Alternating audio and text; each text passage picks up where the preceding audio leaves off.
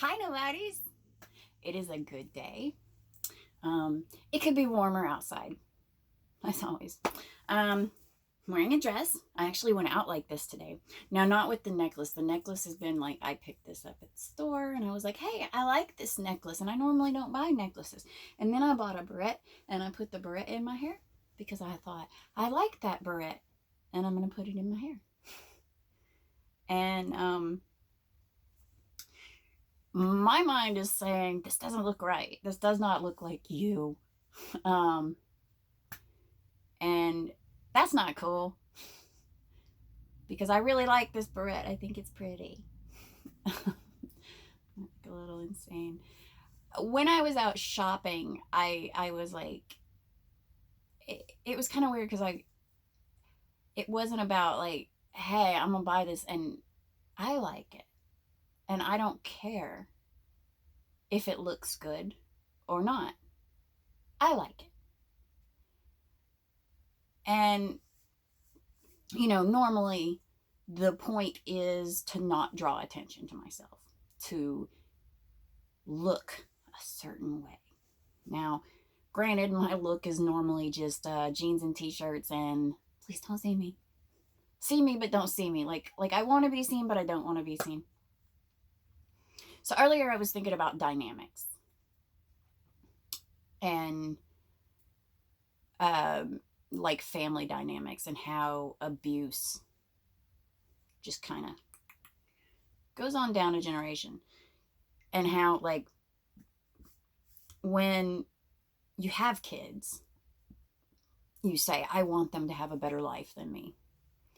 Now, when you grow up in an abusive environment, you want your kids' lives to be free of that abuse. You want them to live a life where they don't have to hear, feel, or see the things that you saw, felt, or heard.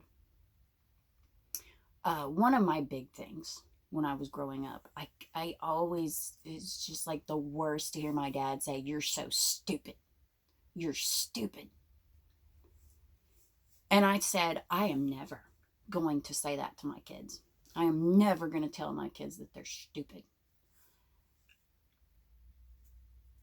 Lo and behold, I marry somebody who's going to tell my kids that they're stupid. Now, most of the time when I would hear it, I was like, don't say that. Do not say that to our child, because I'm big on that. Do not say you're stupid. Say what you did was stupid. There's a difference. It is a difference, and kids understand that difference.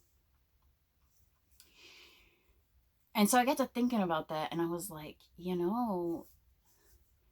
that's the thing. Like, I said, I'm not going to do this. And then I married somebody who would do it. And even though I defended my kids more than my mom defended me, I didn't leave. When it would happen, I wouldn't say, I'm done. You're not going to talk to our children like that. Like the first time it happened, I should have been like, I'm done. And then I thought about that and I was like, his mother, who I have never in a million years did I ever think I would compare myself to her. But then I got to thinking about it because I said, I picked somebody like my dad, not exactly like my dad, but enough. And so I said, what could be the similarities between me and her? And I was like, she let a man punch her children. She let a man do that. She didn't say, I'm going to leave. You are not going to beat our children. She stayed. Now, whether she said to him at any point in time, stop doing that, don't do that, and try to defend them. You owe them an apology. You should not have done it. We don't know. I don't know, at least. Ultimately, he married somebody who was going to say, yeah, that's abuse, but I'm not going to leave. I'll just go patch it up myself. I don't know if his mom was that way, but I know that she didn't leave when her children were obviously being abused. Um, she did not leave. And she eventually found somebody else to take care of her. And probably didn't care if he treated her kids really well because, she was taken care of. I I can't say that I'm exactly like that, but I think that there had to have been some sort of codependency to her that she would allow. Because, I mean, think about it. You either are okay, she was either okay with a man beating her children, leaving them black and blue, or she was trying to keep her place, trying not to make extra waves, which is a complete codependent move to be like, there's nothing I can do about that. It sucks, but this is my little spot and I've got to stay in it. So however she coped with that, I think that it would be a kind of codependent thing. And what I know of her life, she grew up in an abusive household. So maybe she didn't see a problem with their dad beating them. Maybe that was just normal in her mind. Just like being emotionally abusive was normal in my life, to where whenever I saw it as an adult being perpetrated on my children, I didn't say, hey, this stops now. This stops now. You get the fuck out. I didn't do that. I did not defend my children as well as I should have because I didn't want to upset everything that would have been upset. As we're seeing now, a lot of things got upset. As I was reading, divorce is a trauma event. Even if two people amicably divorce, if there are such things, it is a trauma to a child. Their life has changed. They don't know how they're supposed to react to it. It is a trauma. It will affect them in some way. Maybe it affects them that they're like, I thought they were in love, but apparently you can love somebody and they can leave. And they wonder, maybe they're afraid that you're going to leave them when they do something you don't like because you left their dad when he did something that you don't like. Maybe your parent messed around. So you get the idea that, oh, men aren't faithful, and the thing is it upsets. Their minds are trying to process everything that's going on. And a lot of times we do not sit them down and explain things to them in such a way to where it's less traumatic, because they may not be able to voice what it is that they're scared of, what it is that upsets them about the event. But it is a trauma. This has been documented. Divorce is a trauma. It's also been documented that divorce is less of a trauma than two people being together that are unhappy and unhealthy. When you're unhappy, you tend to be toxic. And that toxicity doesn't stay in one little area of your life. No, it expands and it infects everybody. So, I mean, I was thinking about that, and my brother married someone who I didn't realize how much she was like my mom until I started learning more about how my mom was to other people. I only had the view of my mother from my perspective. I didn't really have a lot of people who knew her. My aunt is one of those people that my aunt saw her. So my mom went into this mode of, oh, She saw me. Okay. And then she started, my whole life I thought, my aunt, she's so goody too. She's so perfect. She's so this. Nobody's good as Louise.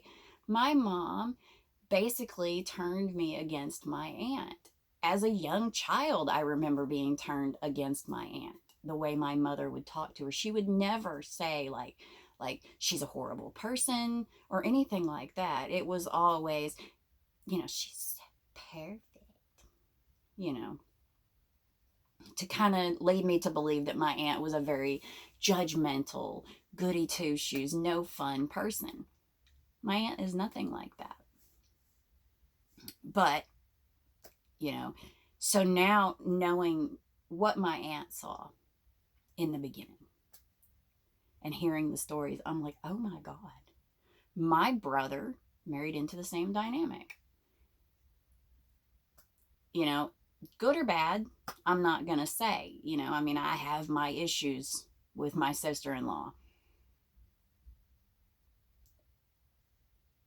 But the more I learn about my mom, the more I can see like a little correlation that my brother also repeated the environment of our childhood. Now, I think their environment might be better. Like the environment my nieces are growing up in is quite possibly better. I can't really say because I'm not seeing their mother from their perspective.